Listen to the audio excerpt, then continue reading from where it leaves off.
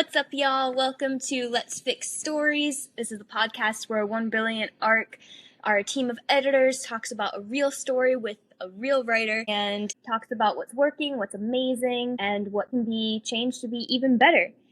And today we have the lovely Jess with us. We're super excited to talk about her story, Woven in Time. And it's coming out in June, you said? So yeah, that was my original plan. It's possible it's going to be a little bit later than that as I set, arbitrary deadlines for myself. So I'm going to say this summer. There you go. That is still a good deadline. So I am Jaylon. I'm the editor-in-chief for 1 Brilliant Arc, and we have Charles, our other writer and editor. Yes, Jared is not here, so to quote The Simpsons, finally we can play the forbidden music. We can finally be free. We are missing 1/3 of our host. He did read this story, though, and he sent me his notes to share in the podcast. So I will be speaking both for myself and for Jared. So I'll probably be talking way more than I want to be talking, and I'm sorry. But Jess, let's start with, tell us about your story. What has your journey as a writer been like, and what made you choose to start writing this book? My book is called Woven in Time, and it's actually just book 1 of 3. So I have all 3 books planned. This first one's called The Silver Serpent, and I actually wrote it back in 2020. During COVID, I was at home, not working at the time, and honestly, the book kind of just started playing like a movie in my head. I was getting these scenes. I've always been somebody that has stories kind of percolating in my mind, but this one just wasn't a fleeting story. It kind of just kept staying with me, and I was like, I probably should start writing this down. So I started outlining the story, and honestly probably wrote my first draft of it within a 6-month time frame. So it was a pretty quick, and I have the all 3 books, the entire series out as well. So they kind of all came to me, the idea for the series, within a pretty short time frame. Of course, as you know, there's editing and second drafts and all of that goes into the actual writing process. So that's where I've kind of picked up my story. I let it sit for about 5 years on my computer, and now I'm really hitting the ground running with doing some developmental edits and working with an editor now. So ready to have it out this summer. Nice. Yeah, some stories just, once they hit, they really stick with you, and you have to tell it. It doesn't let you breathe until you do tell it. So yeah, how's the editing process been for you? Because you have the fun of like, oh, this is playing like a movie in my head. I have to write it down, and then it hits the rewriting and the editing process. I feel like that's always the part. So that has been interesting because there have been some times like my editor has suggested changes, and I'm just like, no, this just doesn't, it's not. So I think that's what I actually am enjoying about self-publishing, is that I do get to maintain that control as a writer, as an author. Like I know the story I want to tell. Mm-hmm. And while I think editing is a very important piece, especially about clarifying your story and making sure that your story is coming off to the audience correctly and how you envision it, it is ultimately my vision for the story. So I'm always trying to balance that, like when I'm receiving edits, is like, okay, is this making the story better? Is this helping me tell my story in a more clear way so the reader understands and can see that picture that I'm also seeing? Or is it just somebody else's idea or someone else's opinion and not mine? And sometimes in that case, I, don't take that suggestion. Yeah, that is a very good point. In my experience as an editor and a writer, I believe very strongly that every editing experience should be a partnership, and the editor's suggestion should be coming from understanding the story the author is trying to tell and getting to the heart of that, and then helping them tell that story in the best way.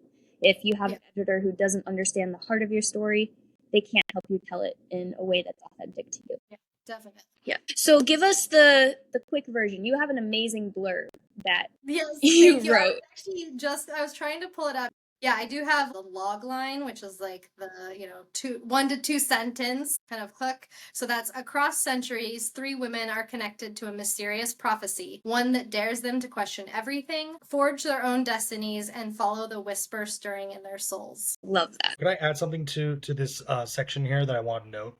Yes.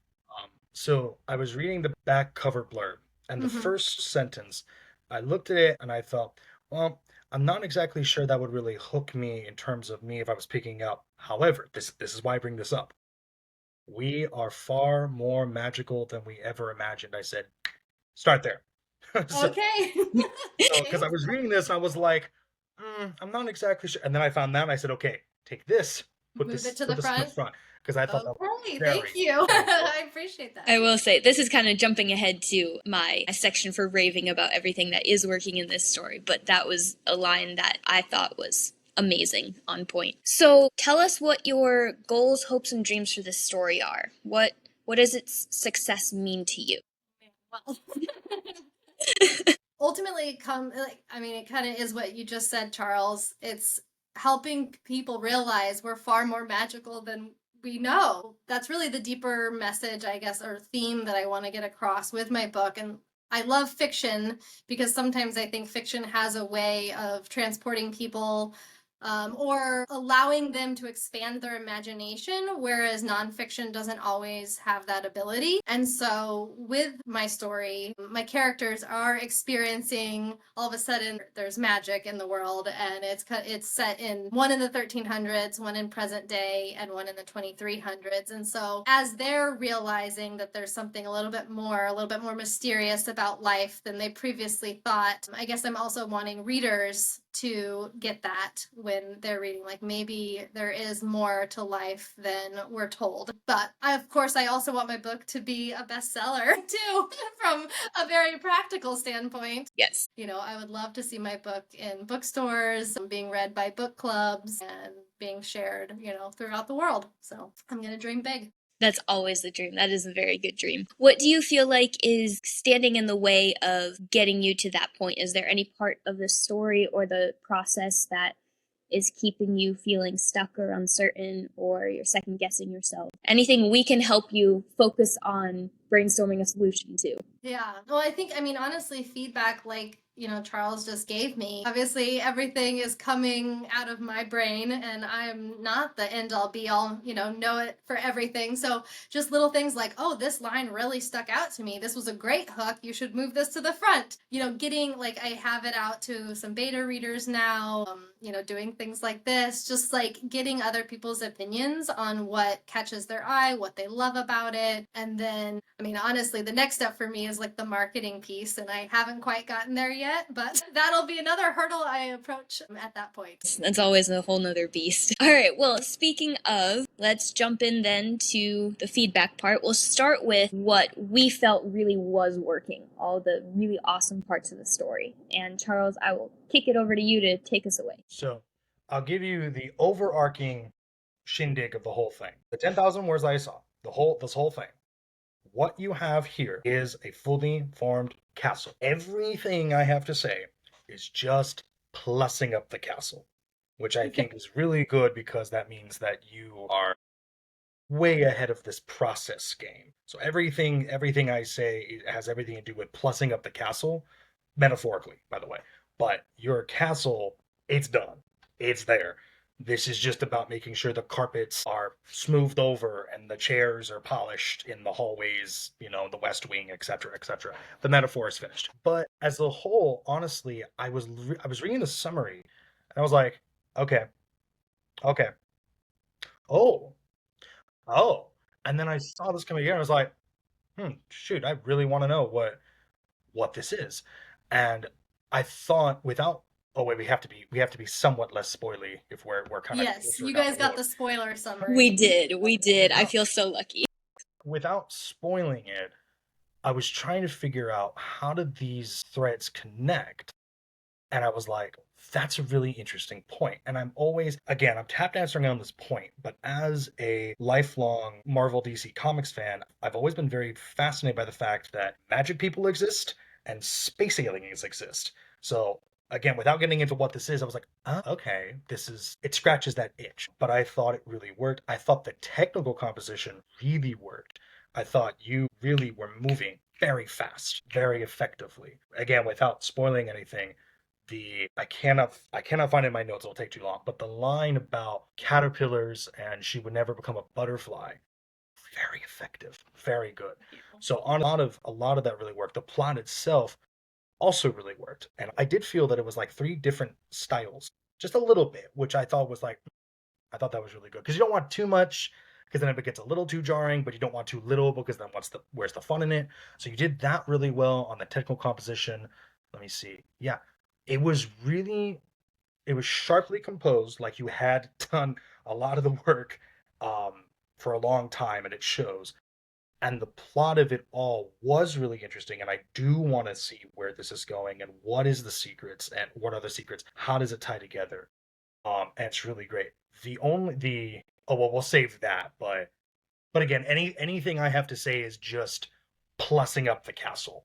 Thank you. There's I don't think anything like perhaps a room needs to be redecorated. Perhaps another room needs to be turned into a storage closet rather than a bedroom, something like that along the metaphorical lines. But otherwise, really solid. I really thought this was interesting. And again, the fact that I was like, shoot, I actually really want to know what's in the box to quote internet culture meme. That's what I hope for my story. Like, I really do want it. Like, I've been told from the beta readers that have finished it, like, that it is a page turner. It is a fast paced story, even though it's sitting at like 130,000 words.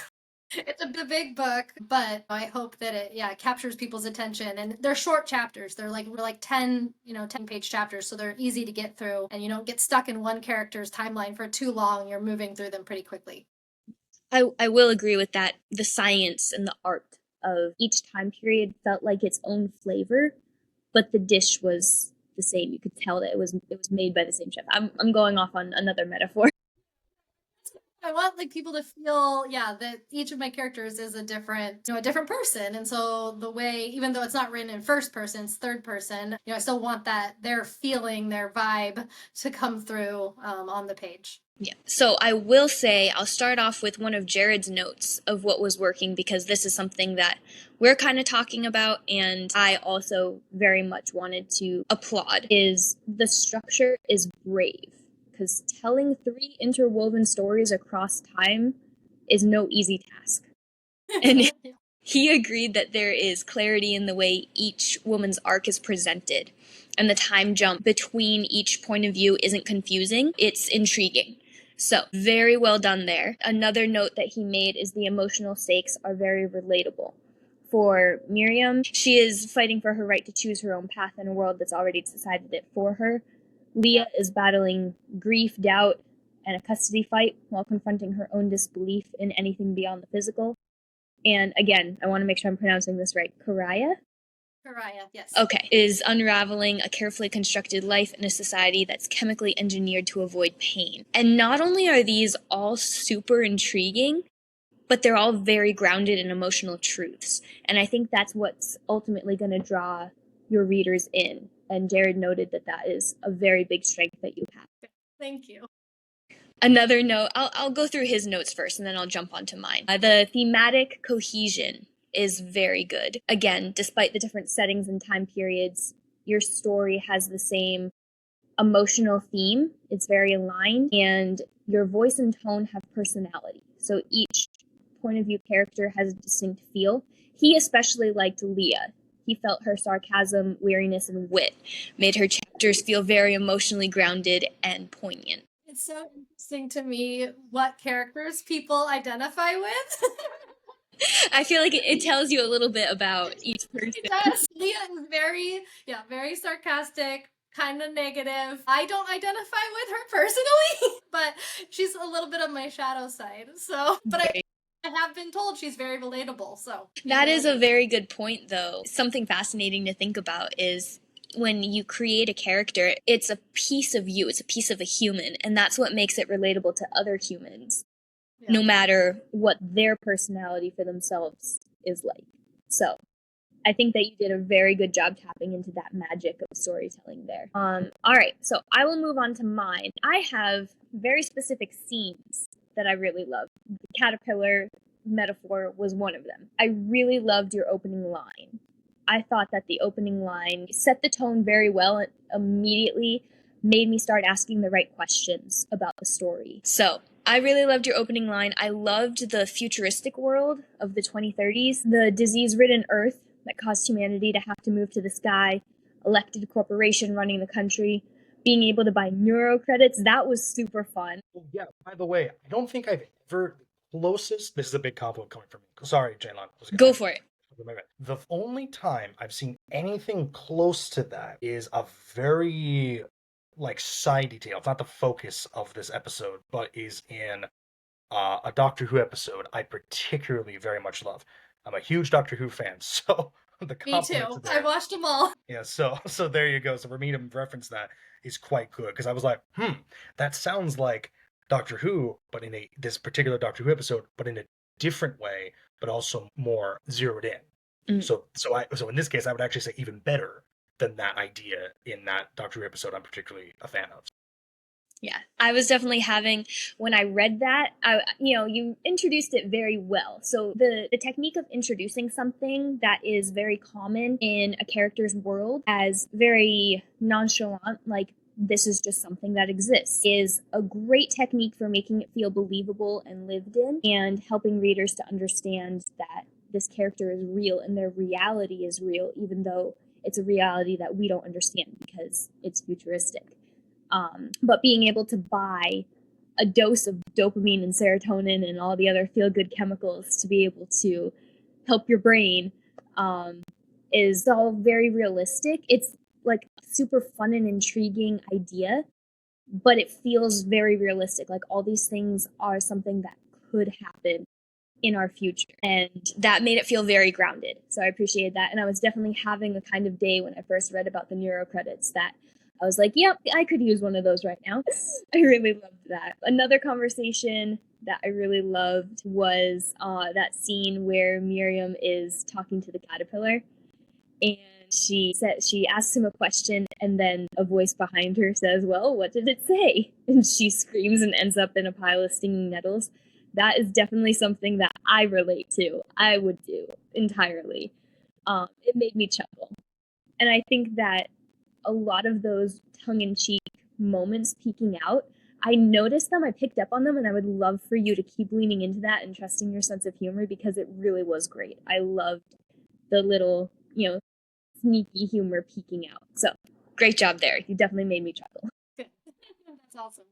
Going back to the neuro credits, I did like the concept of having to learn how to live without them by Karaya's second chapter, because it opens up the question of if we spend so much time avoiding pain, both mental and emotional, we lose our ability to process it, to handle it. Our tolerance for dealing with it goes down. And I think that it opens up a very good conversation about what it means to run away from the pain of life instead of facing it.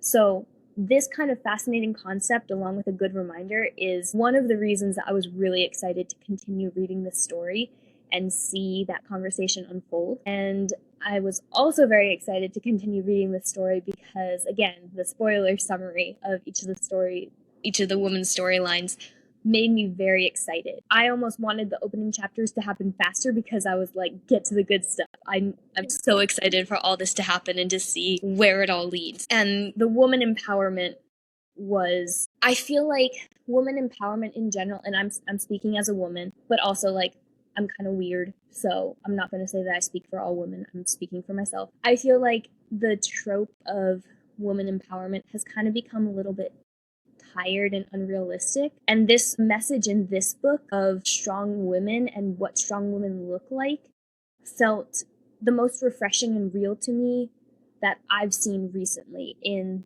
this realm of let's tell stories that empower women. So, amazing job on that. I really appreciated that. Thank you. I think that a lot of people will fall into the trap of, they have a stereotypical, like, well, she's a tomboy who doesn't fit the mold, but actually it's just a stereotypical character. That character of being a tomboy that doesn't fit the mold has become the stereotype. So seeing there be something deeper to these characters, they have deeper lives, they have something more that makes them fully fleshed out as opposed to just a stereotype. Again, very refreshing. Amazing. Thank you. All right. So let's move on to different suggestions for decorating up the castle, plussing it. Charles, I will kick it over to you, but first I will say, again, this is a collaboration. We're brainstorming together. We are editors. We're offering suggestions from our perspective as editors, but this is your story and this is a collaboration. So it's a conversation where you can jump in and give any pushback that you have or explain anything that we misinterpreted. Yeah. This is a conversation. Yeah, I will say, so this is funny. I actually, after sent you guys the first 10,000 words of my book, I actually have since then done not a huge rewrite on chapter 3, but I'm pretty like, I was like, should I send them the new one? I'm like, I'm not going to make you guys do more work if you've already got there. I'm really But curious then.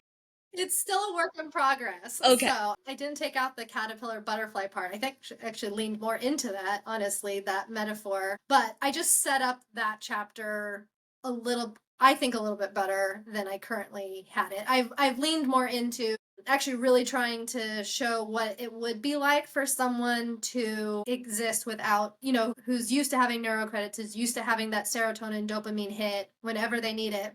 Mm-hmm. And then really leaning more into what that would be like if she doesn't have access to that, and kind of like the anxiety and the stress. And so I've added more of that into her chapters too. All right. That's actually still a work in progress. That's a really good point, because I think that ties into one of the elements. And again, so I will be quick, but I do want to go through the general list I have. But the reason why is not to be comprehensive, but to show that everything you have here, again, my suggestions are just add more pieces, just a little bit more pieces, or like just kind of shape it, but the shape is already there. To this end, in terms of, I think the term would be cosmetic elements. I do recommend, and this might just be me, I do recommend putting the years on each of the chapters, just because it felt a little easier to me when it started, and then it was taken away. I was like, I'm not sure. Again, that might just be me, but my recommendation, like at the first thing you can go, here's the location, here's the year, and then maybe for each chapter, 1307. Yeah, that makes sense. Yeah. Just to set them in that setting, essentially, for the chapter. Yeah. The technical composition of the whole enchilada, I think, is really good. It, again, moves very fast in a really good way. I did notice some sentences began with "and." Again, that is a very quick, the little tedious stuff that you can go into a draft editing thing, so I'm not going to bring that up. The main two details that I noted were, I like the speed of it. The speed of the text, I think, is really a strength for it, because again, it is a page turner and tends to go faster and faster. But when dear old hubby calls in, and it goes by really, really fast, and the paragraph of him going, okay, now I'm done with this, and I'm going to file for full custody, da da da. And then it went by really, really fast. And again, this might be me, so take this as you will. But I remember when I was younger and I would write stuff, I wrote huge moments in like a single sentence or two.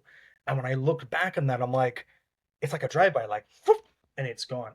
And so I feel, not every moment, like for example, the climbing of the tree, perfectly finely paced. But it's interesting that you bring up digging more into chapter 3, because I was thinking, I'm like, I kind of want to know what Leah's thinking there. Because I feel like if you're on the phone, the moment ex-hubby brings this up, you're going to go, what? I feel, especially with her. So I feel, basically, I don't think paragraphs need to be added. Maybe just a little bit of sentences. Just because I want to dig a little bit more and breathe. Yeah, rooting someone in that scene, like what is she feeling, what's happening. Yeah, that makes sense. Yeah, just a little bit of there. Because that is the pivotal moment of that scene. Yeah, precisely. The other details I really noted, I did want to note, I do know you said this as an adult story, but in terms of not tone, it's not tone. In terms of flavor, is this more of like Adult Swim, HBO, kind of like this is adult realism, or is this more a fantasy speculative fiction for adults? That may sound a little confusing, but I'd like to hear what your tone is exactly. So, like, are you asking, like, why I say adult as opposed to... I think that would be a good answer there, yeah. Yeah, To put it flat, like plainly, there are sex scenes. Not a lot. I keep it tasteful, I think. But there are, yes, adult level. Okay, yeah. So this sort of play. So I will give this as a general recommendation that I don't think it's like a huge thing. But I did notice you have a rebel group called the Defiers. And that's not bad. I think that's cool. But I was thinking, I felt personally, and again, this is my taste. I am one guy. And keep in mind, I'm also a guy. And, So you're not my target demographic necessarily. not target demographic. And I will stay off my soapbox here. But the detail is, if people today want to hear commentary on something, they go to the godforsaken site called Reddit, which is mostly just a bunch of guys who need to I am touch, familiar with Reddit. yeah, who need yes. to touch, and it's like that's not the point. Shush. So that's why I say keep in mind on for me.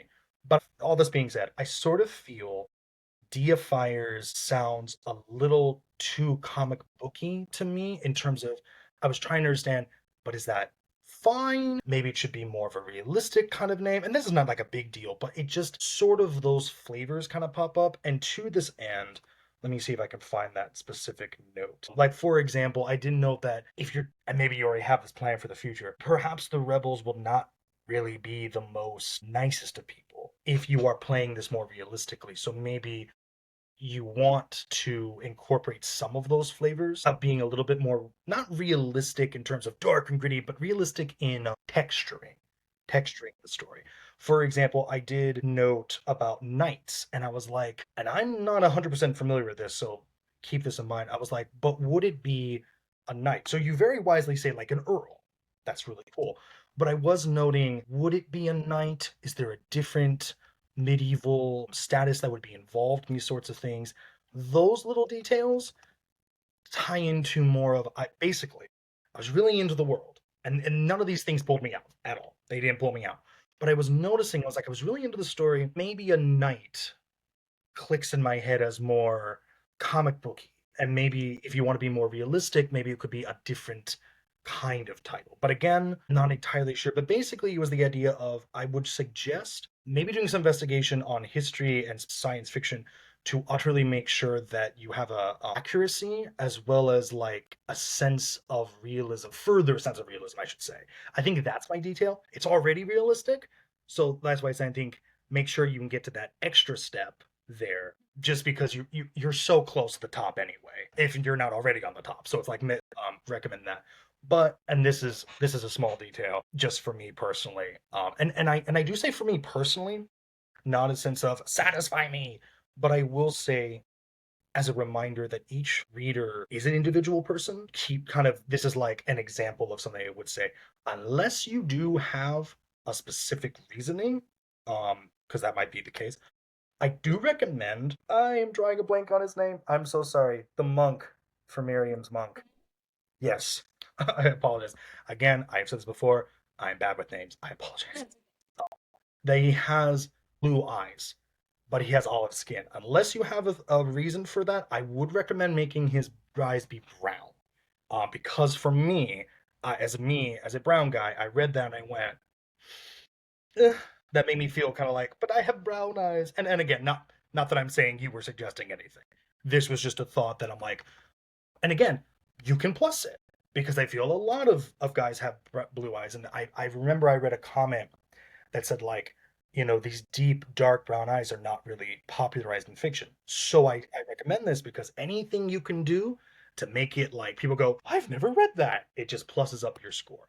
I like that. I had not thought of that. Yeah, just setting myself apart a little bit from some of the stereotypes. Yeah, and I think that's mainly the details of just plussing that up, making sure that the medieval world feels not entirely accurate because it gets kind of tricky, but like just plus up everything. I'm already in the world. Let's see if I can get the full costume on through those little details. But as a whole, the final detail, and I'm so sorry I'm talking too much. I'm talking for two people here, and I already talk a lot, so take as much time as you want. This is an inconsequential detail, by the way, but I did want to ask, you use the year of our Lord 1307, but you do use 2017 CE. Are you going by the years as in 2017 people would have used the term CE? Yes. Okay, all right. I thought that's what you were going for because I was Yeah. like, well, technically you use that, so it was technically inconsistent. Yes, that was intentional. Okay, yeah, I thought so. Just want to make sure. But the main detail, though, this is a very minor bit, but I recommend slightly adjusting Leah's headaches, her reaction to those headaches. Specifically, I have had headache problems all my life. I literally just remember yesterday I had this terrible headache in fifth grade. I had to stay home, and I was so scared of just remembering this that I was like, "Oh no, what if that means something?" And my brain said, "You're 30 now. If it was a problem, you'd be dead." But to tie this in, that's kind of how nervous I am. So I'll get like if I get a migraine out of nowhere, it's like, "Oh God, this is it. This is it." But I had this thought as I wonder if you can kind of build the suspense a little bit, if you can again just a slight adjustment because I've related to this feeling of like, God, why is it not working? Why is it doing this? It could be interesting if Leah in the back of her brain's going something worse, something worse, something worse, but she doesn't have time. She can't deal with it. She doesn't want to because the thing is, that's what I would do because it's like Yeah. I have to. No, no, no, no, no. I can't. I don't have to. If I don't look at it, it's not there.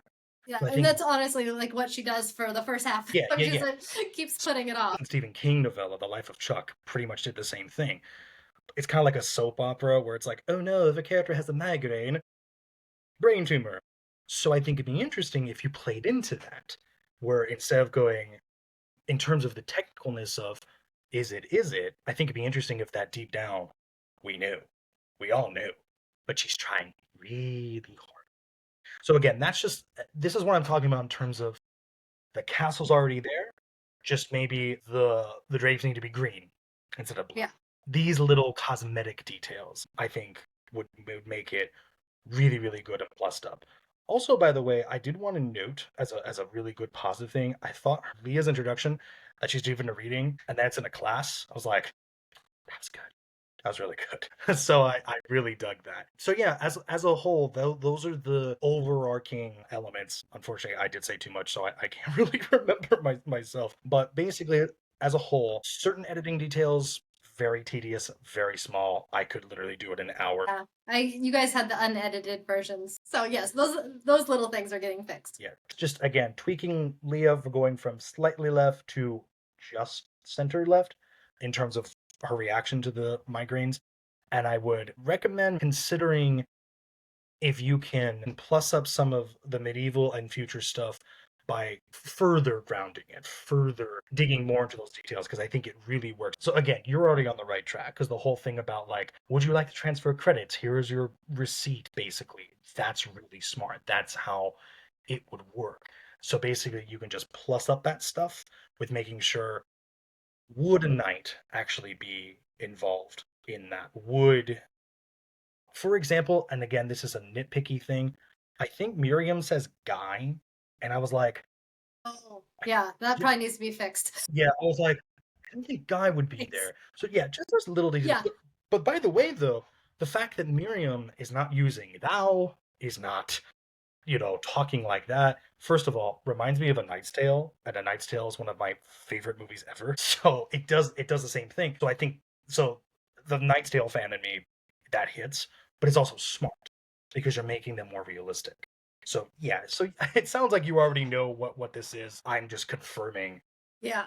the tracks that you're already Yeah. on. So I will say, like, I definitely am steering away from calling my book historical fiction. Like, yes. because Okay, I know that it's, while I do want to root it in history, it is more, yes, a Knight's Tale history than I don't know, Outlander, something, but like something that's more, that I have done research.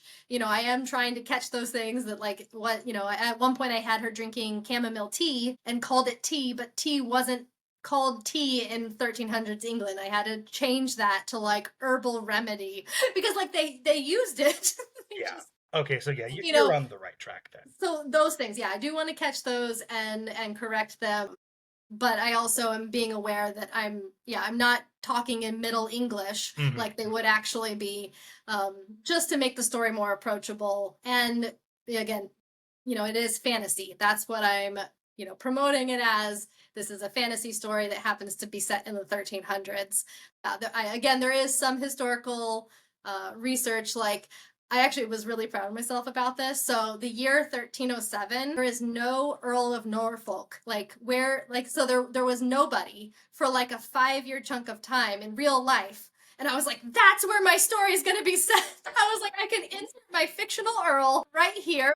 Very nice. And just pretend that the King of England, named him the Earl for that time period. And I was like, I was happy about that.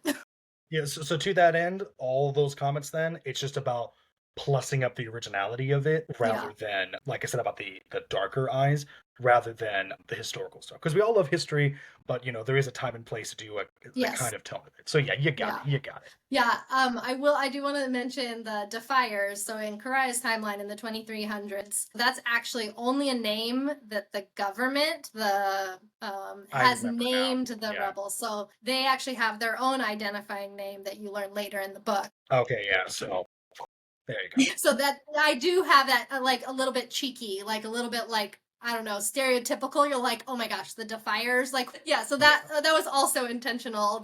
Which it's kind of funny as a detail. This is funny because I remember one of my favorite animes is Attack on Titan, and I didn't like it at first. I was actually very against it, and one of the reasons was I was like, well, if this is the context, why aren't they doing this? And it turned out to be that was actually a mystery.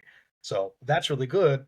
That's another comparison to something I love, Attack on Titan. So good job there. That's good rhythm you're following here. Yes. So yeah. As someone who my favorite genres are historical fiction, mystery, and fantasy, I feel like you're doing a good job balancing all of those and making it something that anyone nowadays would be able to read and immediately relate to and not have to dig to find the emotional core that they can relate to, like digging through the old Middle English and all that. Yeah, and I try to, like, my book is not, it's not literary fiction. It's probably closer to like upmarket fiction if people are familiar, listening to this now with that term, in terms of like commercial fiction, is the very fast paced, read it by the beach or the pool or wherever, page turner. Like, I do want my book to have that feel to it, but with upmarket fiction, it's a little bit more character driven, which I also hope my book is. But really, part of me wants it to be for people who grew up with Harry Potter and the Hunger Games. And, like, we have kind of all these classic, like, I say classic, it's not that old, but, like, for, people, I mean, honestly, like, I'm a millennial and I grew up on, reading Hunger Games and Harry Potter and some of these dystopian and fantasy series. And now this is like the grown-up version of that. So that's who I'm writing for. You do know your audience well in that respect, for sure. Yeah, that's the basic gist of that. Mostly even then, it's all about plussing that rather than crossing your T's. Yeah. In terms of what I was mentioning. So yeah, I totally get that tone. Yeah. I appreciate Charles touching on, there's a lot that we can say personally from our perspective. I think it's also really fun that we get to do these story audits with our whole team, because when you have multiple perspectives together, sometimes you can have disagreements there, and that's totally okay. And then you realize that everyone just has their own opinion. Yes, everyone just comes with their There's not one right way to write this story. Yes, exactly. So one way that Jared's take disagreed with mine is he felt like the opening was a bit slow to hook. He felt like he would have been more drawn in if the opening chapter started closer to or even inside the fall from the tree and Miriam's first encounter with Ved. Not to say sacrifice the voice of the beginning, but just getting into that, immersing your reader immediately in the action that they can't look away from. This kind of goes into, so this is like where we disagreed a little, because I did really like the opening line specifically. I don't think it's really, like, at the end of the day going to be a make or break deal for the book. It's going to depend on what you decide is the right tone for your story. Because some stories, like, you don't need to start right in the middle of the guns blaring action. Sometimes you have a slower tone to your story, and that's okay. It's just the people who would prefer to read action adventure stories might have to look harder might not be something that immediately grabs them. But if they're not your audience, that's okay. There were several parts, though. I'm going to kind of mix this up between Jared's notes and my notes, because some of them connect, and some of them do connect with what Charles was saying, too. So while your pacing was very good, me specifically, and again, this is my editing eyes, and some of it is finer tuned, but I do have some examples to kind of show you what I'm talking about. But some of the conversations or some of the details felt repeated a couple times, which made it feel like the pacing was slower than it was. So there were several parts where I felt maybe we could combine these two conversations and cut words and then get to the exciting part of the story faster. So for example, in Miriam's second chapter, they have the conversation at the beginning explaining Isabella's relationship with her love. Then they kind of go into that detail again when they meet at the market. And so I was thinking, what if you didn't need that conversation at the beginning of the chapter? You could just introduce him as a character when Miriam tells him, I know that I'm not who you're here to see. And then he goes to, go all sweet cheeks on Isabella. And then the other half of that opening conversation in Miriam's second chapter would fix something in the first chapter, which kind of bugged me. Because while I said that I really loved about your characters that they weren't just the stereotypical, tomboy who doesn't fit the mold, there's something deeper there. There's a reason why. And in the first chapter, I felt like I didn't see that reason in Miriam. It kind of felt more like just the father's marrying me off trope. And I didn't understand why. You mentioned later that she doesn't want to be tied down. She doesn't want the same life she's always had. She wants to travel the world. So maybe she has this dream in her head of marrying someone very specific, and so she doesn't feel comfortable with her father marrying her off to someone who doesn't fit her dream, which is totally understandable. Another thing was, sorry, I'm juggling all my notes here and I'm trying to make it all make sense. The other note in the opening chapter, Miriam was presented as more of a tomboy, willing to climb the tree to change her destiny. And I was kind of caught off guard a little bit when Isabel mentioned later, oh, that's how I know you're okay. You're already thinking about boys again. And in my head, it sounded inconsistent, but I know that it's not, because she's a fully fleshed out character. She's not a stereotype. So you just need to dig more into what that deeper reason is, that deeper reality is for her beyond the stereotype a little bit sooner. So have that conversation happen a little bit sooner, and it doesn't have to be a conversation that keeps getting touched on, because I think that having Miriam only have one chance to say everything she needs to say about why her situation feels suffocating would make the reader feel as suffocated as Miriam feels.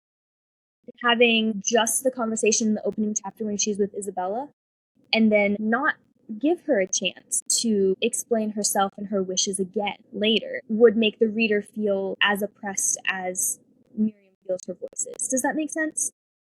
Yeah. So that was one note that, again, personal taste. But the repetition of conversations is something that can clog the pacing that you have going so well. So one note that I'll say to you, but it's also for anyone else listening, if it's a helpful note for you in your writing, make sure that you don't say something halfway to the point where you need to say it again a little bit later in order to make it clear. So when you drop your info strategically this way, you will have, like in Miriam's storyline, their mother died when she was 1 year old. That's a fact, but it was repeated a couple times, and it was repeated more as a fact that as a reader, I'm like, okay, I have to memorize this fact in order for the story to make sense. But then in the moment that it's repeated in the sense that Miriam's explaining her name and reading that her father gave in to her mother's wishes for naming her in honor of her bloodline, and then she died a year later, that has an emotional impact. And I can remember that without any effort. And now you don't have to mention it again in order for, to keep reminding the readers of logistical facts in order for the story to make sense. It's just something that it hit me emotionally, so now I know it, and I didn't even realize that I put in effort to remembering it. So that's another note that, again, maybe it's helpful for you, maybe it's helpful for another writer who's listening, but making sure that you don't have repetition that is clogging your pacing. Make sure that your dialogue is a lot sharper and make your readers struggle more to say what they're feeling. Because in real life, that's what we struggle with. We all struggle to say exactly what we mean. What's in our heads, what's in our hearts as a feeling is really hard to get out there in life when it's so fast paced. Like, you don't have hours and hours to just sit there and everyone's like waiting for you to have the perfect words at the perfect time, you know? Yeah, that's true. Yeah, especially in Miriam's case, just that like things keep happening to where she can't get to what she wants. Like she's finding it like she has to work at the market and then she has to do this thing. And then like there's always something that is coming up. And you guys probably didn't get to that point, but without spoiling, there's like a big thing, that she realizes, there's like, oh, I can't go after my own dreams. I have to do this for my family. Yep. The biggest thing for nailing dialogue is let your characters say less and mean more than what they actually say. And this kind of ties into one of Jared's notes, which he said exposition sometimes overwhelms the drama. So the summaries in the early chapters often tell the world and the mythology rather than letting us experience it. And this risks flattening tension and delaying immersion. So it's really hard because, again, like when you make your readers work too hard, they get overwhelmed and they stop reading. Readers are lazy, but they're also really smart, so you have to know when to trust your reader to piece things together. But the note of like introducing neuro credits in something that like this is just something that is, and you don't have to explain it until you show it later, and that explains it. So lean more into that. Show what it feels like for Leah for her migraines to stop when she touches the journal. Let us feel Karaya's growing unease in her body post-nanobot injection before explaining what happened. And this kind of another note that I had that is an example kind of ties into this is I'll read the passage that I thought of and the fix that I thought of, but again, like this is just an example of a fix. It's not word for word the correct answer because like you said, there's no correct way to write it. It is your voice, your story. It needs to be told the way you know it needs to be told.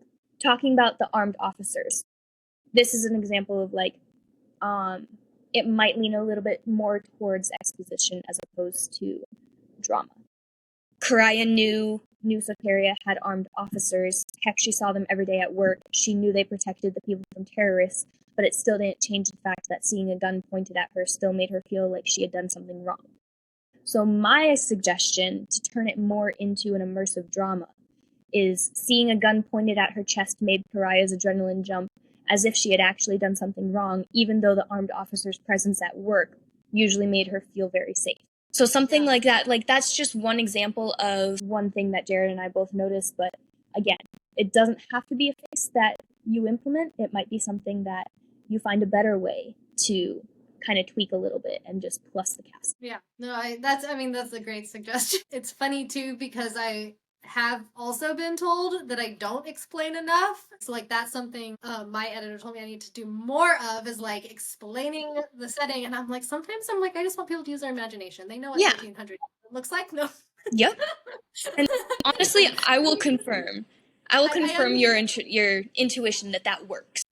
Yeah, that's a generalization. I do agree that there are times I need to set the setting better, but you can find ways to set the setting through what characters experience as opposed to, them trying to explain to an unseen audience, almost like breaking the fourth wall. Mm-hmm. Yeah. Again, that's where it's like you can have notes from an editor, but how you implement them lies in your talent as a writer. That's where you're going to shine because you know in your head and in your heart what the story needs to say. So no worries there. Anything that needs to be fixed, I think that it will, again, only plus this castle. It's not going to change the heart of what you're saying because the agency does still lie with you to know what needs to be said. What were you going to say, Charles? Well, I was going to say, thank you, sorry, because again, I can forget things, especially lately. I would imagine basically how to describe this is imagine a theater stage. And if you have a good theater stage, and remember, theater can be like a few chairs, and they'll say, this is a cathedral. And you're like, we are in a cathedral. That's totally fine. I think for an audience, you can believe that. But at least from my experience, what will drive an audience nuts is if the characters are on stage and they're just standing there, or they're like zip zapping and they're not doing anything. So in this case, to kind of encapsulate everything, imagine it as you can set the scene in 5 seconds, because if the curtain rises on the theater stage, you go, yes, yes, okay, we're in a house, got it. Oh, we're in a rustic house, got it.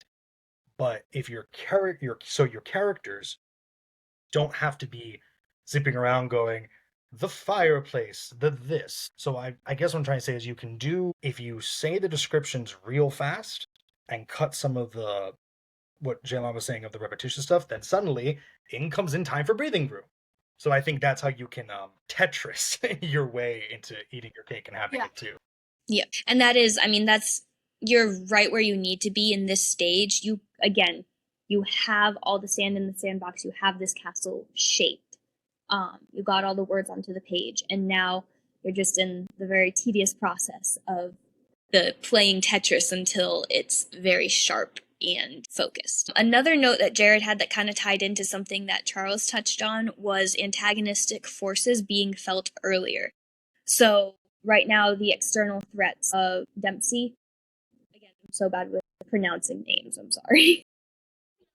You got them all right so far. Okay. And something that honestly is my pet peeve with some fantasy novels is that they pick ridiculous names Yes. that have no basis in any reality, and it really bothers me if all the characters are like that. Like, I get some, so I tried to pick unique names but also have some resemblance to real names in real life, and obviously my present day ones do. Yeah. Thank God for Lady Tiffany.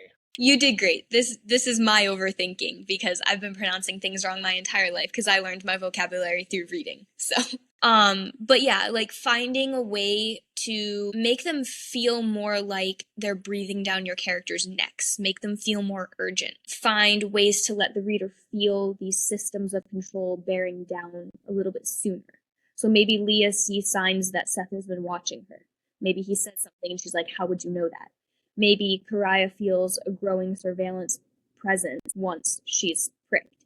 Maybe Dempsey's violence is more than a one-scene event. Maybe there's hints of it leading up to that. Because even these small moments of tension, like Charles was saying, having that thing in the back of the mind where your characters may not even acknowledge it, but dropping those little hints, readers will pick up on it and it'll feel like they already know deep down.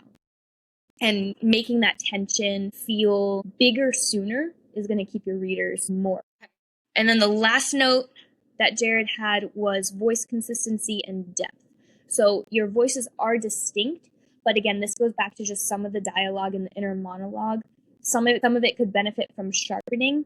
Sometimes some characters' sentences sound too alike, or their inner worlds don't push deep enough into that deeper layer of specificity. Just go one layer deeper. Give each character a few linguistic or emotional tells that reveal who they are even in silence. So because he really related to Leah, he said she is nearly there already. Her tension between cynicism and yearning is felt. So do the same for Karaya and give her more sensory details, even in a world where she's not used to that sensory of pain. I think I have already added that. Yes. So again, and that was one of my Liz, like I knew I needed to add more to Karaya's like that emotional depth. There was a reason too that sometimes her character seems flat, and that was also intentional because she doesn't, like, in a world where you're every instant gratification, you always feel good, you kind of also don't have that much of a personality. Yep. Like, this is true. But I also want to make sure that people know that is intentional on some level and not just a mistake. And why is this character flat? No, that feels immersive, and especially for someone who would read the entire book, when you see that character arc, it'll feel even more immersive and real because, we're kind of going from a disadvantage since we only read a snippet. However, you did give us a very good summary of the rest of the story. And the last note that I have, sorry, go ahead. Oh, I was just going to say one thing I did do in terms of each of the characters having kind of like a different internal guidance. And I don't know if it comes across in the little bit that you guys have read, but I don't know. I liked this bit of it. For me, just like on my like actual personal journey, like a lot of, is trusting my own intuition and learning how to trust myself and things like that. And so I wanted my characters to have that piece in each of their stories, but I wanted it to be from like a different center of their body. And so Miriam, it is like her heart center, but that's also where it's very emotional. And like, so she also has kind of some bursts of anger and but anytime she's feeling stressed or feeling like there's something emotional happening in her story, a lot of times I will be describing like her feeling it in her chest area. With Miriam, she's up in her head. She's the logical one. She's always stuck in her, so she's very detached, from the rest of her body. And so she's got the migraines, right? She's always feeling it in her head. Whereas in Karaya, it's actually in her gut. So she ends up having, she throws up in the first scene. She has stomach problems. So she's always feeling this uneasiness in her gut. But she also had, it's one of like either her grandma or her dad tells her like that's where you feel it, like that's where you feel the truth, like your gut will tell you when something's off. And so I reference and I stay consistent, I hope. That's Across awesome. those, obviously they can feel other things in other places of their body as we're telling the story, but there is that consistent pattern that I wanted, and maybe some readers will pick it up and some people won't, but that's okay. Now that you mention it, I definitely see it there. And this is a really great example of using brilliance to give those tells to your characters and make them distinct while also making them relatable to humanity in general. So, amazing job there. One note that might explain how to fix this more specifically to your case, and I wasn't going to mention this because this is more like tedious copy edit stuff, and I wasn't sure if you were. Usually, we just talk about like story structure in general, but some of like Charles said, some of the sentences, the structure was the same, or he noticed it with the word the. I noticed it specifically with pronouns, or not being able to piece together what a description or a piece of dialogue, who it was being attributed to. So it might just be a simple case of needing to go in your copy edit rounds and just switching up your sentence structure a little bit to make it feel slightly different, again, not as repetitive. Yeah. So it might just be copy edits as opposed to like developmental edits in that case. Yeah, and I do know I need to and that is my editor she's still doing developmental edits on the chapters, but she has added in some of those like copy editing things and just like clarifying the paragraphs and making sure staying consistent with, who is the subject of the paragraph and stuff like that. Yeah. And again, like you're doing it right. Sorry, Charles, I totally jumped in there. Oh, I'm sorry. I was listening to what you said. I got lost there. Oh, no, I was just going to say that honestly, the whole thing about head, stomach, and chest was like, shoot, I wish I made that up. Because it's a really interesting structure. And going back, I'm like, oh, yeah, there was. I would never have picked it up if you had not told me, but I definitely could feel it there. Feel the tone of it all, the nature of it. So that's quite good. That's good. Yes. So yeah, so even if you didn't notice the actual reference to it, you got the feeling of that, which is perfect. And that just speaks even more to, again, the brilliance of the writers, because oftentimes as readers, we haven't lived with a story. We have not lived with a story as long as the writer has. So we'll miss a lot of things unless we are immersed in it as much as you have been. So that just makes it like a bigger treasure hunt. When you hide more clues within the treasure hunt, it makes it more exciting for readers to go back to and dig more into. I have a whole thing after you read all 3 books that like brings you back to the very beginning of the very first book, and it's gonna be like a big aha moment. I'm so excited for it. I love full circle moments. I live for those moments. Me too. Indeed.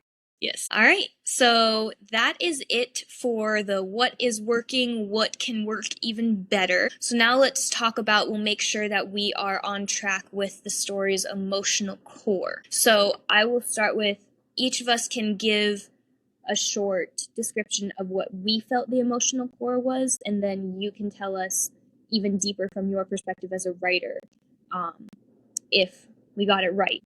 And yeah. If it connects with what your intention was for the emotional lens to see it through. So, Charles, go for it. I will say I do not know if this would appear as I was reading it in real time. By the time I got to the end, it would be clear.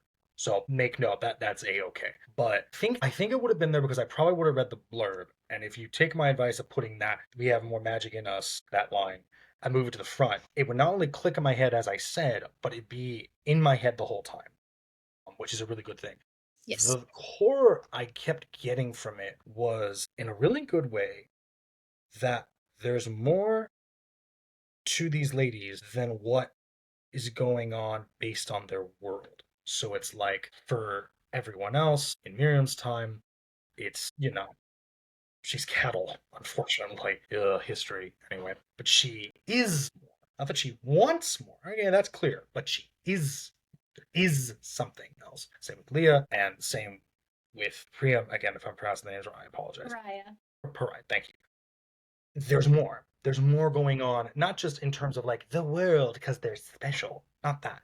That sense of there's more in them that is special in general. Not that they are special, but they are special, period. Because there's something inside of them that's there that is drawing there. Because the other thing was, and I didn't think it was a bad idea at all, because it's not. But I was thinking, okay, here's medieval, here's real, here's the future. Why do these things click? Is it a trick? Kind of like a magic trick of writing? What exactly is going on? So again, I don't think it was bad. It was like, okay, what exactly are we going for? And reading the summary and reading the samples, I was picking that up. I was like, oh, okay. It does feel that the whole thing is that there is something more to us. So the fact that it has to be the past, the far future, and the ordinary middle, and these different kinds of problems didn't feel like characters that were involved in something big. It felt more like the characters were something big, and that's why the plot was happening, which I thought was very interesting. And again, that's why I was kind of wondering. I was like, okay, so what is the answer to these questions? What is the ultimate point of this piece? Which I thought was really, really cool. But that was the takeaway that I had, where it's like, it's not just Leah's a 30 something and uh-oh kind of a sitcom-y, Yeah. pitch there. It felt more like it could, that there was something more going on with her because she's a person, which ties into again the summary that I'm being quiet about. But even reading it, I was like, oh, okay, this is building up to that point, and then I want to know what you will do with that point. What is the ultimate conversation about this? So that was the vibe I got. Hopefully, I'm not right in terms of the authorialness, but hopefully, I'm getting the essence that you're looking for. I think that's you connected it very well with what I was saying about I feel like there's something deeper than your stereotypical like okay, we all love moments of, those just girl power stories. However, I've gotten tired of them because I want to know that even though I'm not a badass, even though I don't feel like there's anything special in me, I still want to feel like my story matters. And so when you dig into the specialness is your humanity as opposed to just this stereotype that we all have to aspire to be in order to be counted as, a strong woman character. I think that is very unique, very refreshing, and something that is much more true. So I really appreciated that. I appreciated, again, that line of we are more magical than we know. Makes this not just a girl power story, it makes it a story that is relatable to every human, that every human needs in order to have a better perspective of the world. So I really appreciated that. Jared had some really good summary notes for the theme that he felt. Again, I'm going back to power. He said the story is ultimately about power, not power in the sense of control, but in the sense of possibility, the power to choose, to resist, to believe, to hold grief and not be swallowed by it, to reach something more, even when the cost is high.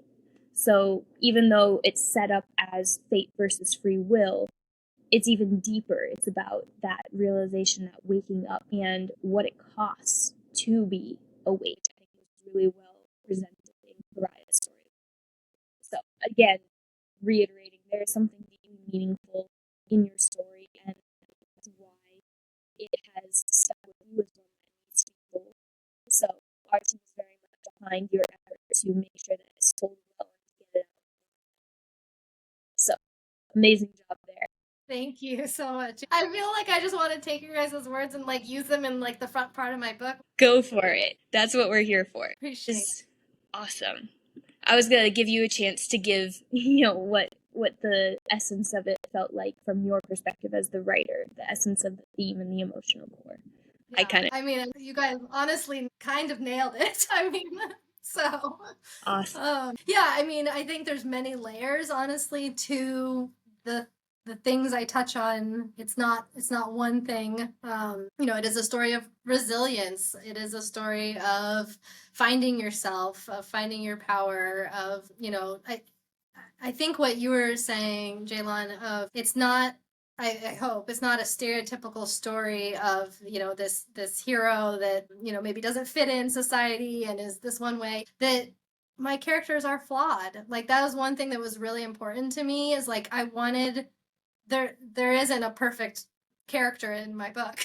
There isn't a perfect hero. I even get more into that in book 2.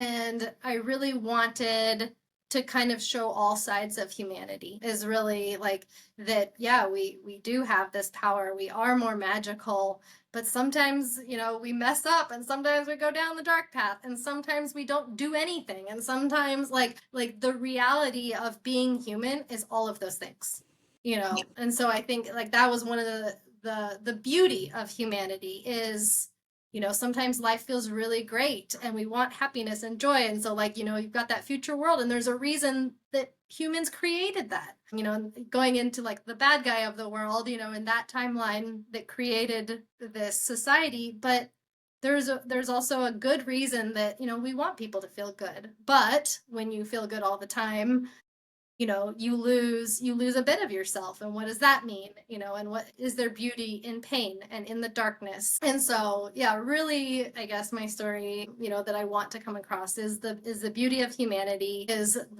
our choice in that we, again, choose your own adventure. Like we get to choose what our life looks like, and we have that power. So I hope I get to take readers on this journey through my characters as they navigate all those choices as well. That is awesome. So to wrap it up, with all the different information, all the different tips and perspectives that we threw at you, is there anything that you still have questions about? Is there anything that we didn't answer that you would still like an answer to? I mean, one thing is, am I going to get your guys' notes?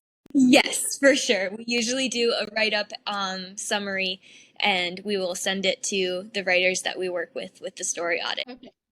Because editing is a very long process, and being able to look back on notes is definitely key. It really is. I would love to, actually integrate your guys' suggestions. So I would love that. Yeah, one thing, I guess this isn't a question necessarily, but just a realization that I had while talking to you.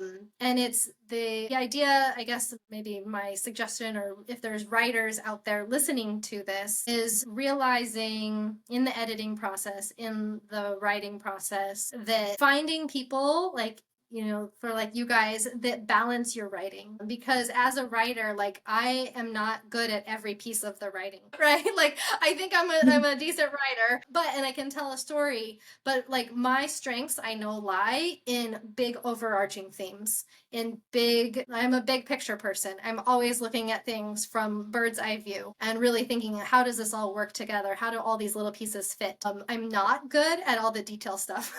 And so like finding people or finding editors or readers to give me that feedback, like, oh, this is confusing, or your word structure, like those are not my strengths. I realized that, like, those tiny things, and that's why a really good editor like Jaylon is great to be like, oh, you repeated this word like 3 times in this sentence. I'm like, or in this paragraph, like something like that. Like those are the things I sometimes miss as a writer. And so like I think it's really important for writers who are listening or thinking about their own books as they're crafting them, is like, what are their strengths? And then playing into those strengths, and then finding people and surrounding yourself with other people around you that can balance out the things that maybe you're not so good at. And then to make your story that much stronger. I always tell the writers that I work with that it's my job to worry about the little details, and they already did the hard part of the job, which is getting the story and the world and the characters life. You did your part of the job amazingly. And that's why we're here as editors. That's why editors exist as story partners, because it is a collaboration. It's a team effort to get such a big, meaningful, powerful story out into the world. You're doing amazing. You are right where you need to be with the process of going through the different rounds, going a little bit deeper into each layer with every round. It's an exhausting process emotionally and mentally, but you're doing amazing. And this is definitely a story that does need to get out into the world. You guys are great. Thank you. I'm glad that we were able to give you clarity and be helpful with feedback. For any listeners out there, if you need this clarity or some feedback for your own story, we are here to help you. You can sign up the link in the show notes. We can bring you on the show and talk about your story next. You can find us at www.obaconnect.com. That's OBA connect.com. And yeah, we're here to help you get your story out into the world and help it to touch the people that it needs to touch. So thank you so much, Jess, for your bravery coming on here and sharing your story with us. This was so fun, so encouraging. And I want you to go ahead and tell the listeners where they can find you and keep up with your writing and see this story when it comes out. Yes, so best place to find me is on Substack. So I am actually writing on there about my author journey towards publishing. So you can find me at jessannecreates.substack.com. My Substack is called Wildest Dreams, and it's all about me living out my wildest dream of becoming a published author. Thank you all for being here. Thank you, Charles, for your insights. Thank you, Jess, again, for sharing this incredible story with us. I say thank you to Jared, because he's not here, but he gave us some awesome words. Yeah. But yeah, thank you so much, and thank you for listening. We will see you all next time. Thanks. Bye.